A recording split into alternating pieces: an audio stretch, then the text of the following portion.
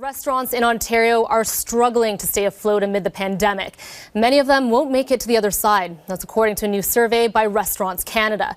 1 in 2 of the establishments polled said they won't survive if conditions don't improve in the next 3 months. Now, some have already fallen victim to the crisis, including Prohibition Gastro House on Queen Street East. It was forced to permanently shut its doors this week after 13 years in business. Now, the owner, Michael Summerfield, joins us now with more. So thank you, Michael, for talking to us this morning. I know it's a very difficult time for you. So take us through what the last few weeks have been like and how it felt having to make that really difficult decision to close the doors. I mean, I suppose it's all about the unknown. I mean, when we originally shut, we just thought it was going to be for a day or two or for a week. And then as time kept on going, we realized the futility of the situation. So, you know, the restaurant industry is one of the easiest industries to get into, but it's one of the hardest industries to actually survive in and pull off.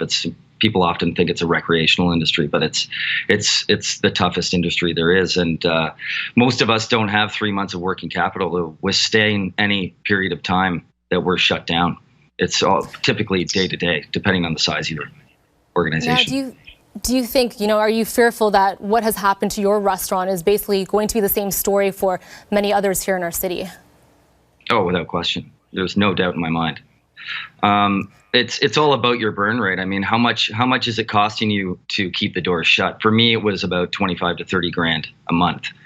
And, that's, rent, because, landlords don't have any money either. So it's not like they're just going to, not charge you rent for 1 month, 2 months, 3 months, or 6 months. So there's rent, there's hydro, Enbridge, there's phone bills, there's insurance, there's leases, there's Rogers. The list goes on and on and on. So, I mean, it's all, how strong are you? How much money do you have in the coffers to withstand however long this is going to take? And when it does end, if social distancing is still in place, I mean, it's going to be an impossibility. I mean, we could barely make money as it is at 100%, never mind at 30%. So.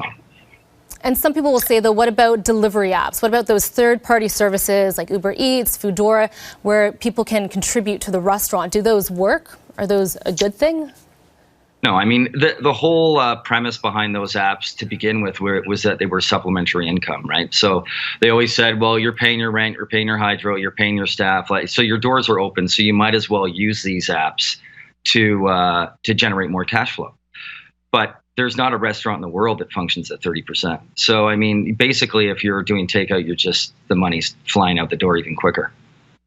All right. So I think the big question for so many people is, how is the pandemic going to change the restaurant industry? People's dining experience. It's going to perhaps leave a scar. What do you think? Yeah, I mean, well, fundamentally, you go out to be social. So, if you're going to go into restaurants and social distancing is in place, which obviously is really important, what's the point? Because you're going to have a 6-foot radius around you, or whatever that case may be, or every third table is taken up. And I don't even see how that is the sort of experience that people want, because why would you pay the extra that it costs you to do that if you could just stay at home and eat for cheaper and watch TV? All right, well, Michael, thank you so much for your time this morning. Best of luck to you on your next business venture. All right, so that's Michael Summerfield, owner of Prohibition Gastro House.